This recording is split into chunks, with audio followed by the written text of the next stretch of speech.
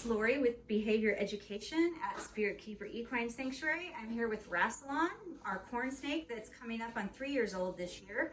And last time you saw Rassilon and he was doing an introductory foraging exercise for his meal, where he was just barely being introduced to how to search for and find his meal.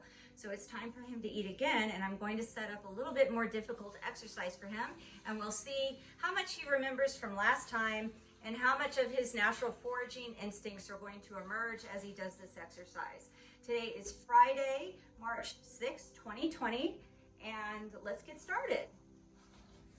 The first time that I did a puzzle feeding exercise with Rassilon, I did it in a tub to see how he reacted to that, and he did very well. This time I have him doing the snake on a table exercise, which is where we just place random items on a table and we hide 2 or 3 rodents for the snakes to forage and find.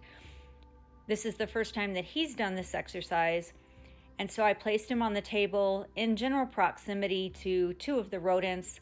There's not a lot of puzzles on the table, and the rodents are fairly easy to find. However, as you can see here, he's very, very near to one of the rodents, seemingly smelling it, touching it, but he bypasses it. Most of the time, this is because they're nervous or they're used to being fed the rodent on tongs, and so without the physical movement of the rodent, they're not sure what to do. Now, I know that's not the case with him because he has eaten food off of a plate before, and in the last exercise we did, he ate the food out of a tube once he found it. So I believe what's going on here is he's nervous being out in the open in this environment. If you'd like to view the snake on a table exercise performed by one of our pros at it, you want to look up any of the videos that have Rodney, our bull snake, in it. She is excellent at this exercise, and we have set her up on a table with 2 to 3 times as many objects as you see here, and she is expert at finding her prey. At this point, over 10 minutes had gone by of him foraging, and I decided to help him out a little bit to see what he would do if I put him right in front of the rodent. As you can see, he's just what I perceive as being nervous, and he finally does grab a hold of the rodent when I hold him in front of it for a few seconds. Now, all of this video of him foraging is sped up 2 times normal speed, and I have cut significant pieces out because he foraged for over 10 minutes before I intervened and helped him out. Now, as you can see here, he has a hold of the rodent, but something distracts him and he lets go. And he will do this 2 additional times in this video where I've helped him out a little bit. He's found the rodent, he's grabbed hold of the rodent and started to eat it, but things in the room distract him. He was very distracted by the general environment. This is a very open environment. It's on an open table with just objects around him. And so the whole room's in view to him. And I was walking around, there was another person walking around, there were dogs walking around, and he was very easily distracted by all of that. Not all of our snakes are, either because they're just naturally resilient to that type of activity or because they've done this training exercise so many times that they're not bothered by distractions any longer. This was mainly for me to see tonight how Rassilon would react to being in this environment and if he would eat or not in this environment. I didn't know because this is the first time that we've put him in this situation.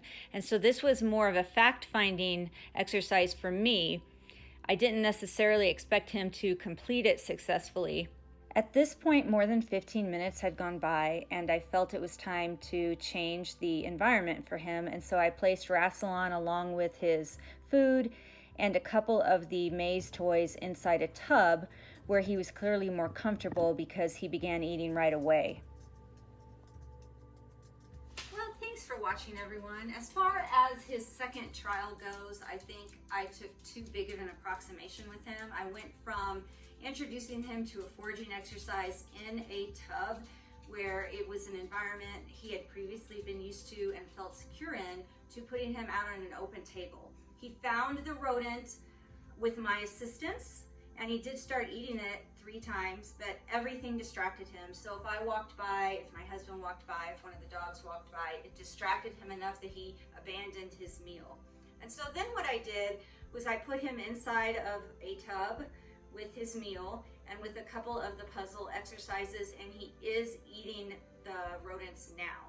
And so that just tells me where he's at in his comfort level and his confidence, and where he's at with his foraging skills. He was not able to locate the rodent on the open table, so I helped him find it. Once I helped him find it, he did start eating it, but then was too easily distracted by everything going on in the environment to continue eating. Once I put him in the tub with a few of the items and with the rodents, obviously he felt more secure there and more comfortable, because now he's eating the rodents inside the tub. So what that tells me for next time is we need to continue his foraging trials, his foraging exercises inside of a plastic tub for now, and he's just not ready to be doing exercises out in the open. So this was only his second time. It was good for me to do this test to see where he's at.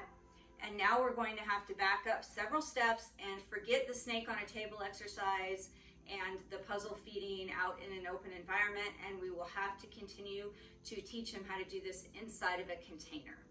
Everybody, thanks for watching. Until next time, everyone remember to please be kind and always love your animals.